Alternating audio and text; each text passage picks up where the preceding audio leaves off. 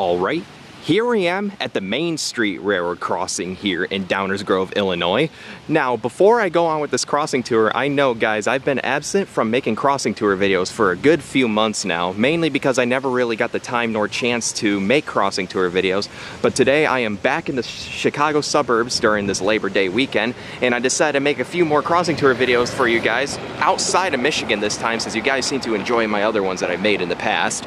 And also, not only I'm going to be touring Main Street, I'm also going to be touring this crossing over here, Forest Avenue, also in Downers Grove, Illinois, mainly because these two crossings are intertwined with each other in some sort of way, and they're pretty much a walking distance from each other, so I figured I could do a two-in-one for you guys today.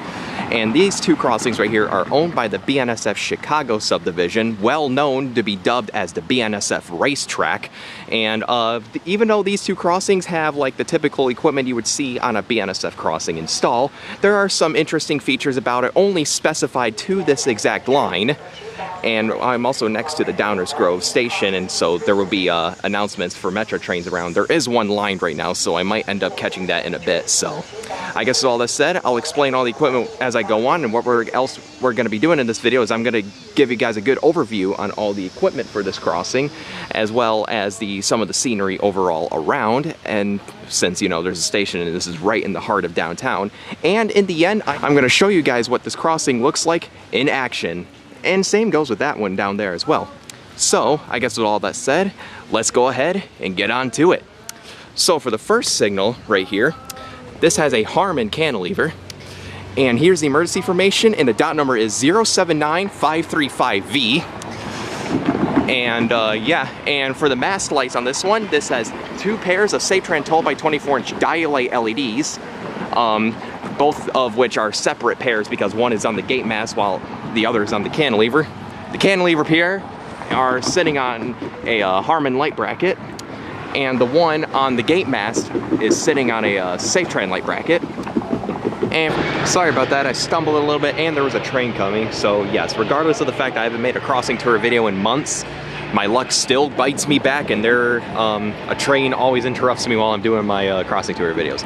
But yeah, going back to this, speaking of the separate gate mast setups, for the gate mechanism, there are actually two gate mechanisms on one side for the main signals. There is a pedestrian gate and the main gate right here. Both gate mechanisms are Siemens gate mechanisms with the imprinted logo. There's the first one, and here's the second one.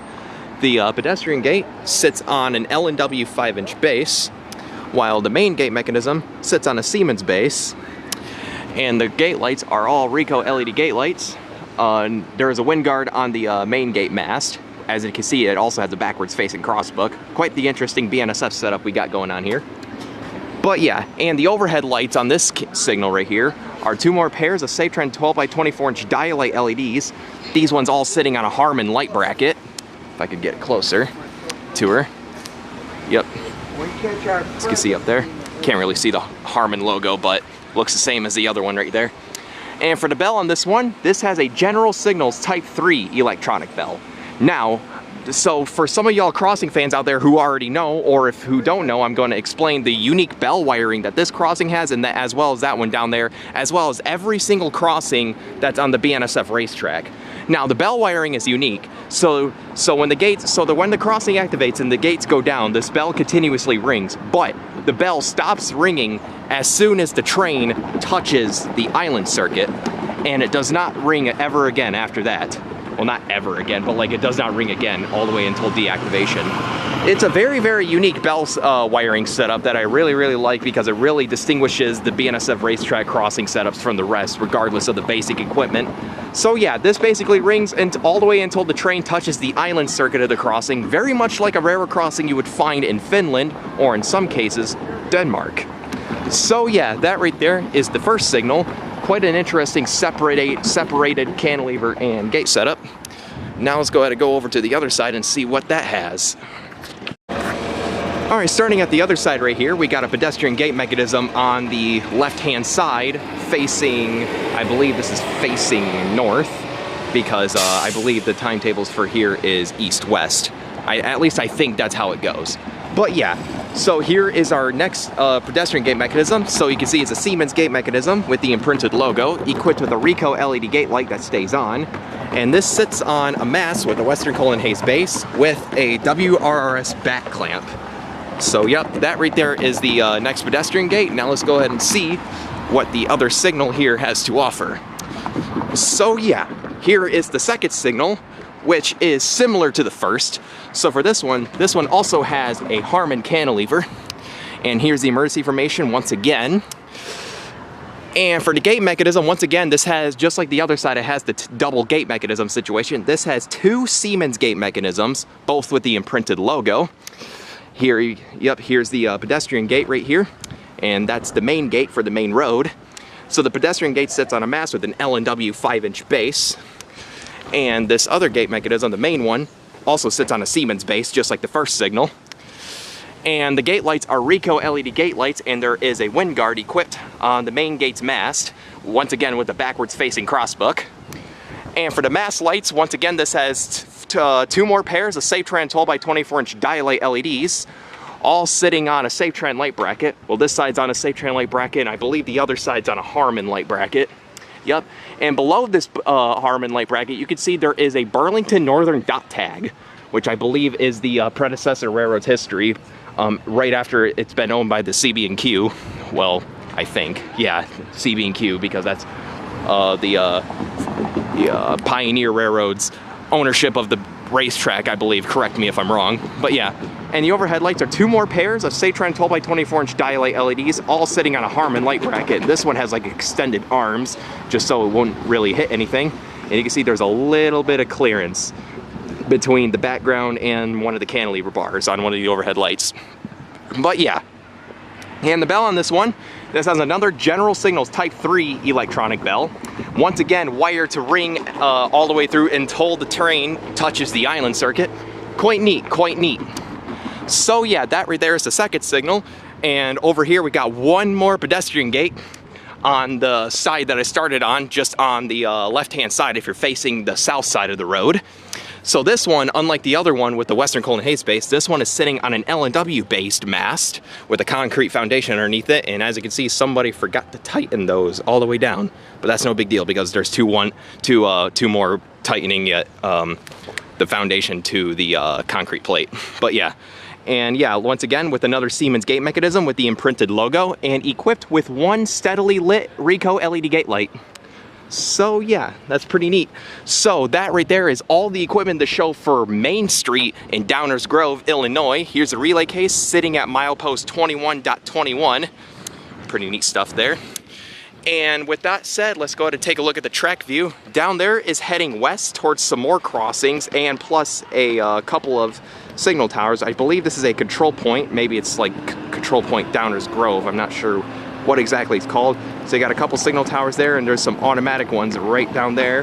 You can see a few more crossings and whatnot. That one I believe is Washington Street, the closest one. I forgot what the other ones are called. This line has a ton of crossings which are identical to one another, so that's why I decided to tour two of them just for today. And down there is heading east towards the towards another signal tower plus another crossing, which I am going to tour for you guys as a 2-in-1. That is Forest Street. And you can see the other signal tower or control point. I kind of forgot whether if this one was automatic or a control point, but judging from the red and the crossover switches that are down there, well, I don't think there's any crossovers down there, but I know there is some on the other direction. It looks to be a control point. But since these are standalones, these may be automatic, but comment down below if you know if they are or aren't, because, well, obviously this is Illinois, this is foreign territory to me, regardless of the fact that I've actually been to Downers Grove once before, and that was when I was out in the Chicago suburbs during my 4th of July vacation. So yeah, I guess all that said, this was the Main Street crossing in Downers Grove, Illinois. Pretty neat stuff, though I just realized I may have gotten the directions backwards for the track view. But yeah, here's another view at the Downers Grove metro station with the same dot number and safety standards. So I guess with all that said, let's go ahead and check out what Forest Street has. Or Forest Avenue is actually what it's called. All right, and here we have Forest Avenue, just a little bit more outside of downtown Downers Grove, Illinois, also owned by the BNSF Chicago subdivision, obviously. And this crossing right here, since it's like right next to Main Street, it also shares an approach circuit for westbound trains or eastbound traffic. I should have checked my compass on my walk here. But it also features some rather unique equipment. Well, not super unique, but like some older elements from back in the day, just like Main Street. So pretty much the only difference is that this is a mast signal setup and that's a cantilever setup, and really that's just a difference minus the equipment that I'm about to show here. So just like that other one, I'm gonna show you guys an in-depth tour of all the equipment that it has, and I am also gonna show you guys what this crossing right here looks like in action towards the end of the video. So with that said, let's get on with the tour of this crossing. So for the first signal, this has an L&W 5-inch base, and here's the emergency information for Forest Avenue, and the dot number is 079536C. And this is a pretty old mast. I'm surprised there's no older dot tags on it. And for the gate mechanism, or gate mechanisms, this has the same situation as Main Street. It has two gate mechanisms. The main one is a Siemens gate mechanism with the imprinted logo, and it has a pedestrian gate too, and it's the same gate mechanism, Siemens with imprinted logo. This one is sitting on a mast with an L&W base. I meant not L&W, Siemens base. Yeah, Siemens base. And all the gate lights are Ricoh LED gate lights, and there is a wind guard on the main signal mast, as you can see. And for the lights on the main signal, this has two pairs of Safetran 12 by 20-inch dialight LEDs, all sitting on a WRRS light bracket. I believe these used to be incandescent in the past. The light heads look pretty old. And this signal has no bell on it, but it has a little finial top. I assume that was like a signature back for the Burlington Northern back in the day. So yeah, that right there is the first signal. Now let's go ahead and go over to the other side of the, what was I gonna say? Would this be the south side of the road? Yeah, south side of the road. So here is the other pedestrian gate mechanism on the other side of the road. This one sits on a Western Cullen Hayes base with a WRS back clamp. As you can see, this one is definitely showing its age. And the gate mechanism on this one is a Safetran gate mechanism with the refurbished cover. I believe this is actually a mechanically refurbished Safetran gate mechanism, judging from like the condition of it. And this one has a standalone Ricoh LED gate light. No wind guard because the mast is too short. And it has a little finial top, just like the main signal. So yeah, that right there was the south side of the road for Forest Avenue. Let's go ahead and move on to the other side and check out what it has. So yeah, here is the other side of Forest Avenue, the second main signal, plus the, I would say, first end of the pedestrian gate mechanism of the north side of the road. But yeah, I guess that said, let's go ahead and tour this signal, let's see what it has. So for this one also has an L&W base. And here's the emergency information once again. And this one actually has an old dot tag on the side. Burlington Northern Railroad, as you see, BNRR. But yeah. And for the gate mechanisms for this side, this has once again two more Siemens gate mechanisms with both with the imprinted logo. Pedestrian one is sitting on a mast with a Siemens base, and this one has a standalone Ricoh LED gate light, and the main gate also has Ricoh LED gate lights that flash. And this signal also has a wind guard on it. And for the lights on this one, this has two more pairs of Safetran 12 by 20-inch dialight LEDs, all sitting on a WRRS light bracket. And for the bell on this one, this has a General Signals Type 2 electronic bell set on medium volume. So that is the other main signal that this road has. Pretty neat stuff, I would have to say. Definitely shows its heritage to what it had back then. Definitely properly modernized, if I would have to say for myself. So yeah, with that said, let's go ahead and go to the other side of the north side of Forest Avenue, check out the other or final pedestrian gate, standalone pedestrian gate this has. So once again, this one is sitting on another Western Cullen Hayes base with the WRS back clamp, showing its age, and as you can see, the concrete foundation this is sitting on is falling apart. I assume this is the original concrete foundation that was installed here by the Burlington Northern, or maybe the CB&Q. I don't know, this looks really old and deteriorated, though it's held together quite nicely due to the rebar inside of it. And the gate mechanism is another Safetran gate mechanism refurbished with the standalone Ricoh LED gate light. So yeah, that is pretty neat. that is all the equipment to show here for Forest Avenue in Downers Grove, Illinois. Here's the relay case sitting at milepost 21.28, so exactly 0.07 miles from Forest Avenue. Or not Forest Avenue, Main Street. That's Main Street down there. This is Forest Avenue, this crossing. So yeah, that right there is all the equipment to show for both Main Street and Forest Avenue. I already shown you all the track views, but I can show it again just so you guys have a nice perspective. Facing east and facing west, right towards the Downers Grove Metro station, which is where me and the guys got off at because we actually rode Metro here today, which is pretty neat for Labor Day weekend. Gotta love it. So yeah, I guess with all that said, that was all the equipment to show here. I know I said that like 1,000 times already. So with all of that out of the way, let's go ahead and see what these railroad crossings look like in action. Starting first with Main Street. Here we go. That they, in the light of other males and men, I mean, you know what I mean? Everyone all covered up. I think if I did that for my wife, I'd be covered.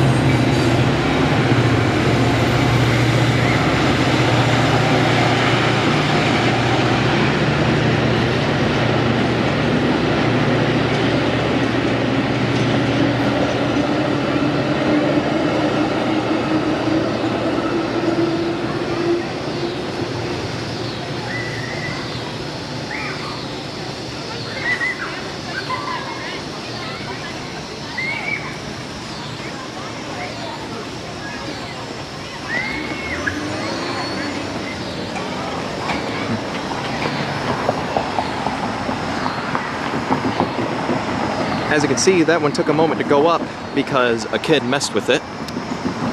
So don't do that. All right, now let's see what Forest looks like in action.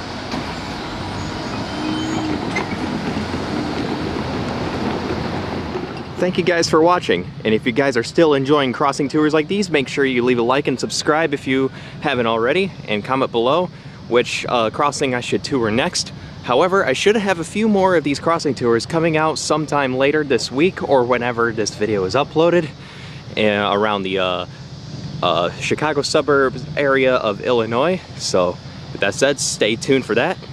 And with all that said for now, over and out.